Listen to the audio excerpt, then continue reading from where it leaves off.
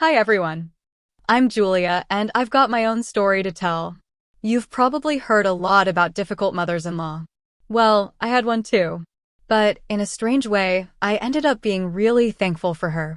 I know it sounds weird, but you'll understand once I tell you my story. My husband, David, was everything I ever wanted. I fall in love easily, especially because I didn't get much love growing up. So, when David came into my life, it felt like a dream come true. My best friend, Lily, was super happy for me. She used to say, "I'm so glad you found David. He's awesome, and you're so lucky." It makes me a bit jealous. "You've got a keeper." And I agreed. David was perfect. He was loving and respectful, exactly what I wanted. "I hope I find someone like David too," Lily would say. She also joked, "Better keep an eye on him. Others might want him too." Lily had been my rock for 12 years. Not everyone liked her, but to me, she was wonderful. I might have been a bit blind to her faults, but our friendship meant the world to me. She was even my maid of honor at my wedding to David. Little did I know how much trouble she would cause. After getting married, it became clear that my mother-in-law, Grace, was going to be difficult. Before the wedding, she seemed nice enough. I think after getting married, the true colors show. This lady, Grace, was a real problem. She always found faults in me and complained. She called me lazy and useless as a wife, saying just because we're married, I shouldn't ignore my duties at home. I didn't understand what Grace was upset about. She accused me of doing everything wrong, coming back from work early, and making her son do housework, calling me a bad wife. I explained I had less work, so I got home earlier than David and did most of the house chores because David was busier. Grace called me a liar and threatened to talk to David about divorcing me, claiming I was making David do all the work while possibly hiding an affair because I came home early but didn't do much. Grace's behavior shocked me. She and David were close, especially since his dad was gone. They talked a lot and he visited her often. Grace didn't work. She lived off money from her previous divorce, giving her time to meddle in our lives. I tried talking to David, telling him his mom was causing trouble, accusing me of cheating and not doing enough at home. I didn't know why she thought I was avoiding my responsibilities. Grace even said David complained about me. David got upset with me for constantly complaining about his mom. He said she was just looking out for him and agreed with her about the chores. I asked for help with the chores since we both live in this house and are married. I thought it was only fair if we both did housework. But you straight up said no, telling me it's a woman's job and that I should do it all. I never could win this argument. David firmly believed that only I should handle the chores, thinking that's what women are supposed to do. It seems he learned this from seeing Grace do everything for him, but that's not how marriage is supposed to work. I was sick of trying to make him see that. David and Grace always teamed up against me. Even my best friend agreed with them when I told her about my troubles. She even said David complained to her about me, calling me wrong and saying David, who is attractive and earns more, could easily find someone else.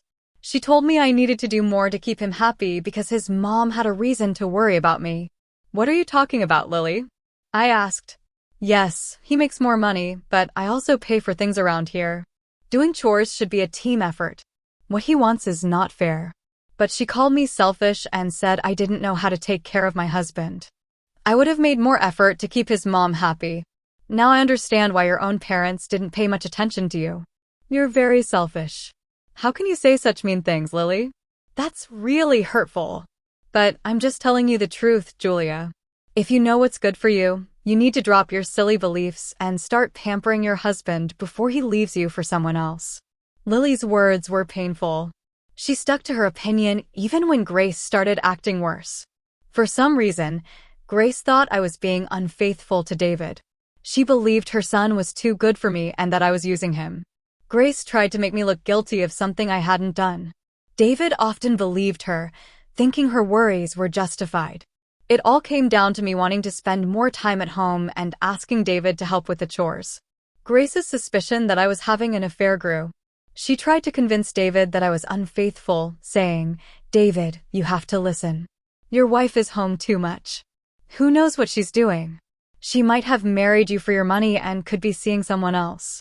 You should watch her closely. Enough, Grace. I'm not doing anything like that. You're out of your mind. I'm not cheating on David, I defended myself. Don't yell at my mom, Julia. Mom isn't making this up. It does look bad from your side. The fact that you don't want to take care of me fully suggests you might be interested in other men. You need to do better so my mom stops worrying.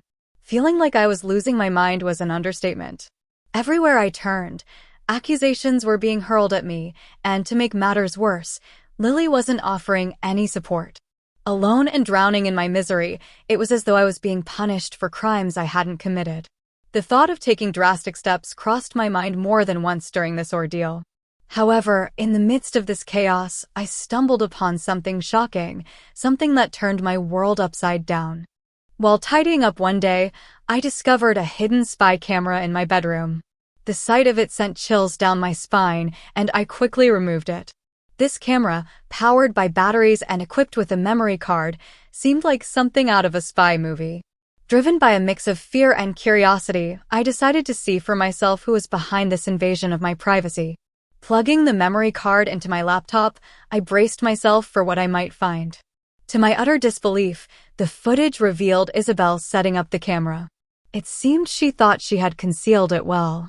Rage and betrayal consumed me as I watched. My curiosity pushed me to watch the entire recording, and what I found was a bombshell that shattered any remaining trust or affection I had for David. The footage exposed David's infidelity, and the other woman was none other than Lily, my so-called best friend. No wonder she had always taken David's side. The realization hit me like a ton of bricks. My marriage was plagued not just by my meddling mother-in-law, but now by betrayal of the most intimate. If it hadn't been for your actions, I might have completely lost my mind. So, in a twisted way, I owe you my thanks for installing that security camera in my bedroom. Both Grace and David showed the reactions I had anticipated, Grace with shock painting her features, and David, panic beginning to seep into his demeanor.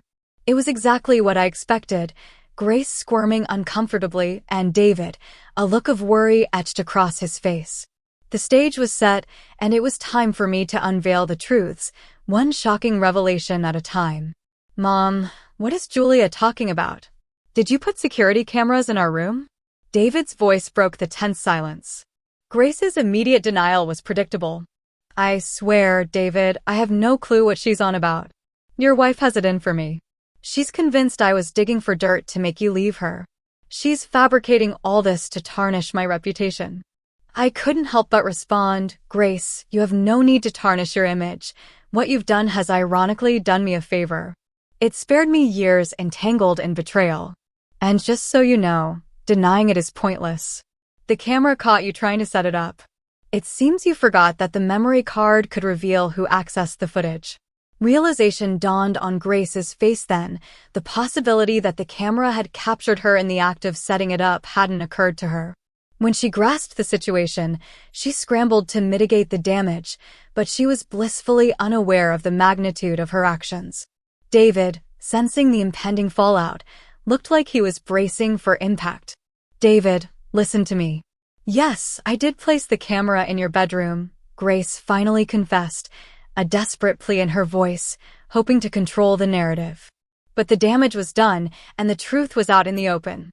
I didn't mean any harm by it. My only goal was to make sure Julia wasn't up to anything embarrassing in her free time. She could have easily started seeing someone else. I thought I was protecting you by uncovering the truth. Mom, what have you done? Do you realize the consequences of your actions? David was in shock, unable to comprehend his mother's actions. Now, turning to my mother-in-law, I couldn't help but point out the irony. Why the sudden regret? You did a good deed, after all. You caught someone cheating, just not who you expected. What are you implying? My son would never be unfaithful. Don't cast him in a negative light. I won't fall for it, Grace retorted, refusing to believe her son could do wrong. He was unfaithful, Grace. He cheated with my best friend, Lily. It seems you don't know your son as well as you thought. I do owe you a thank you, though. Without your cameras, I might never have discovered the truth so soon. David, tell me this isn't true. You didn't betray your values, did you? Our family despises cheaters. Please tell me Julia is mistaken. David's silence spoke volumes, confirming Grace's worst fears. There's something crucial to understand about Grace. She detests cheaters, a value deeply ingrained in her family, especially since she was betrayed by David's father. The revelation that her son was guilty of the same betrayal was a massive hit to her principles. She would never have suspected him otherwise. So, I did what felt right and showed them the entire footage captured by the security camera. David had to face the reality of his actions being exposed by the cameras his mother installed, and Grace had to confront the fact that her son was not the man she thought he was. For a brief moment, amidst my own heartache, I felt a sense of victory. I'm so sorry, Mom. I never meant for you to find out this way. It was a one-time mistake. I swear it won't happen again. Please, can you forgive me? David pleaded, hoping for absolution from his mother. I'm well aware the affair wasn't a brief mistake. Don't worry, Lily will hear from me next.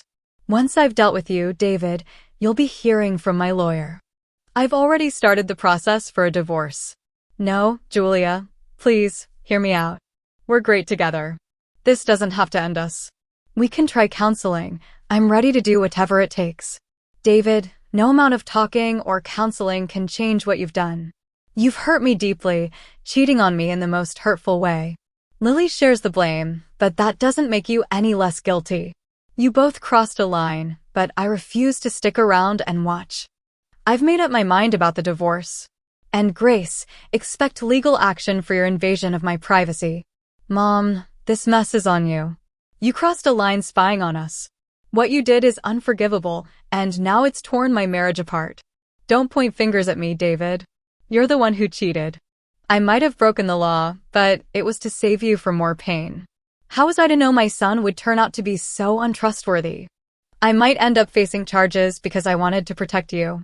The blame game erupted between David and Grace as soon as the truth was laid bare, neither showing any real remorse. I left them to their argument. Having more pressing matters to attend to, confronting Lily was next on my list. I called her, "Hey Lily, just wanted to thank you for getting involved with my husband. Really opened my eyes to what kind of people you and David are." Julia, what are you talking about? You've lost it. You're throwing around baseless accusations because I didn't back up your paranoid fantasies. Is that so, Lily? Denying everything and shifting the blame onto me, just like always? When I first shared my troubles with you, I thought you'd be there for me. Instead, you chose a different path, leading us to this difficult situation. After ending the call, I sent Lily the evidence I had of her betrayal. She tried to reach out to me immediately, panicking, but I ignored her calls, preferring to communicate via text for the sake of gathering evidence. Lily's response came quickly. "Julia, I'm deeply sorry. It was never my intention to hurt you. It just happened unexpectedly. Please, you have to believe me," she texted, full of apologies. "If you truly didn't want to hurt me, you wouldn't have been with my husband. Tell me, Lily, how long has this been going on? No more lies. David's already filled me in on enough." I demanded clarity, tired of the deceit. "It's been a year," Lily confessed. "David turned to me after you two had arguments. I sided with him once, and he felt he could confide in me. One thing led to another, and we ended up together. But it was never meant to be serious. It was a mistake. So, you've been filling David's head with lies about me while pretending to be my supportive friend? It's clear where your loyalties lie. I realized the depth of her betrayal. Seems like you really fancied him, enough to throw away our decade-long friendship. We've been best friends for 12 years, Julia. Please, don't let a man ruin what we have. He's not worth losing our friendship over. We can get past this. Our bond is strong," Lily pleaded, attempting to salvage what was left of our relationship. "No, Lily. Our friendship was strong until you chose to betray it by being with my husband. Your actions speak volumes about the kind of friend you are. Don't bother contacting me again. Enjoy my husband if that's what you want. I'm filing for divorce and won't stop there. I'll also be suing you for alienation of affection. Best of luck dealing with the consequences of your actions." After our conversation, I blocked Lily on every social media platform and messaging service. I didn't stop there. I shared screenshots of our text exchange with our mutual friends. Their reactions were unanimous. They were appalled by her actions and rallied around me, offering their unwavering support. It was a harsh but revealing moment that showed me who my true friends were. In the aftermath, I allowed myself to cry, releasing all the pent-up frustration and betrayal I felt. David, desperate for a chance to explain himself, showed up at my door, pleading for an opportunity to talk. I chose to ignore him, preferring to process my feelings alone rather than entertain his excuses. The following day, I took decisive action by going to the police station. I reported Grace for invading my privacy with the hidden camera and filed a legal case against Lily for her part in the betrayal. My lawyer was already on standby, prepared for the battle ahead, thanks to my proactive call the night before. David made several attempts to speak with me, going so far as to physically prevent me from leaving my home. I stood my ground, warning him of further legal repercussions if he continued to harass me. This threat was enough to deter him, at least for the time being. Despite the tension, I remained in our shared home, which was partly mine by right. David had no choice but to stay as well, isolated by the knowledge of his actions that had become public among our friends. Even Grace, furious with her son's behavior, offered him no solace. Lily, realizing the gravity of her mistake, ended her affair with David. It seemed the lawsuit and the potential loss of our friendship had made her reconsider her actions. Our mutual friends shared that she was desperate for forgiveness and hoped for the lawsuit to be dropped. As time passed, my divorce proceedings moved forward as expected. I maintained no contact with Lily, and David eventually moved into an apartment. Given the disparity in our earnings, David was required to pay alimony. Additionally, the legal expenses and the overall financial strain left him incapable of affording to buy out my share of the house. Ultimately, we made the decision to sell the property, closing another chapter in this tumultuous period of my life. Staying in that shared home was never in my plans. The money from the house sale was a real eye-opener. Despite David's efforts to halt the divorce, professing his love and dismissing Lily as insignificant, it was far too late for his apologies. Our divorce was finalized 7 months after everything came to light, prompting David to relocate to another city as he faced isolation from friends and colleagues. My lawsuits against Grace and Lily turned out to be significantly beneficial for me, resulting in 2 substantial settlements. The combined sum, including the proceeds from the house sale, was enough for me to purchase a new home without needing a mortgage. The legal battle had a notable impact on Grace's finances.